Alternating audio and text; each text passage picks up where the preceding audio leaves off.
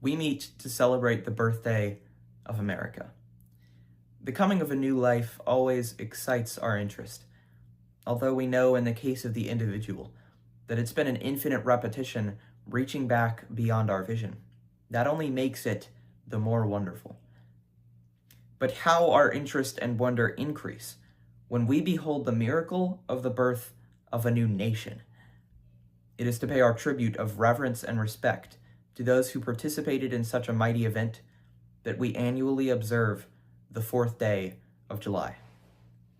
It is not so much, then, for the purpose of undertaking to proclaim new theories and principles that this annual celebration is maintained, but rather to reaffirm and reestablish those old theories and principles which time and the unerring logic of events have demonstrated to be sound. Amid all the clash of conflicting interests, amid all the welter of partisan politics, every American can turn for solace and consolation to the Declaration of Independence and the Constitution of the United States, with the assurance and confidence that those two great charters of freedom and justice remain firm and unshaken. Whatever perils appear, whatever dangers threaten, the nation remains secure in the knowledge that the ultimate application of the law of the land will provide an adequate defense and protection. This obedience of the delegates to the wishes of their constituents, which in some cases caused them to modify their previous positions, is a matter of great significance. It reveals an orderly process of government in the first place, but more than that, it demonstrates that the Declaration of Independence was the result of the seasoned and deliberate thought of the dominant portion of the people of the colonies. Governments do not make ideals, but ideals make governments. This is both historically and logically true. Of course, the government can help to sustain ideals and can create institutions through which they can be better observed, but their source, by their very nature, is in the people. The people have to bear their own responsibilities.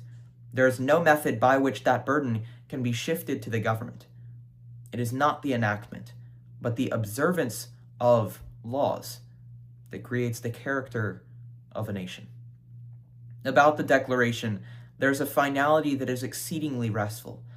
It is often asserted that the world has made a great deal of progress since 1776, that we've had new thoughts and new experiences which have given us a great advance over the people of that day, and that we may therefore very well discard their conclusions for something more modern.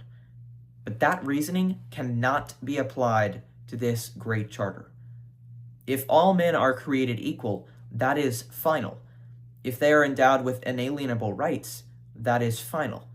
If governments derive their just powers from the consent of the governed, that is final. No advance, no progress can be made beyond these propositions.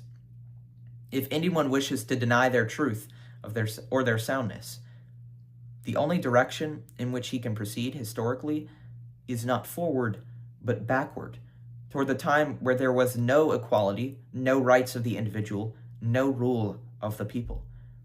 Those who wish to proceed in that direction cannot lay claim to progress. They are reactionary. Their ideas are not more modern, but more ancient than those of the Revolutionary Fathers. The rights of the individual are held sacred and protected by constitutional guarantees, which even the government itself is bound not to violate. If there is any one thing among us that is established beyond question, it is self-government, the right of the people to rule. If there is any failure in respect to any of these principles, it is because there is failure on the part of the individuals to observe them. We live in an age of science and of abounding accumulation of material things. These did not create our Declaration. Our Declaration created them. The things of the Spirit come first. Unless we cling to that, all our material prosperity, overwhelming though it may appear, will turn to a barren scepter in our grasp. If we are to maintain the great heritage which has been bequeathed to us, we must be like-minded as the fathers who created it. When in the course of human events it becomes necessary for one people to dissolve the political bands which have connected them with another, and to assume among the powers of the earth the separate and equal station to which the laws of nature and of nature's God entitle them, a decent respect to the opinions of mankind require that they should declare the causes which impel them to separation. We hold these truths to be self-evident, that all men are created equal, that they are endowed by their Creator with certain unalienable rights, that among these are life, liberty, and the pursuit of happiness, that to secure these rights, governments are instituted among men, deriving their just powers from the consent of the governed, that whenever any form of government becomes destructive of these ends, it is the right of the people to alter or abolish it, and to institute new government, laying its foundation on such principles, and organizing its powers in such form as to them shall seem most likely to affect their safety and happiness.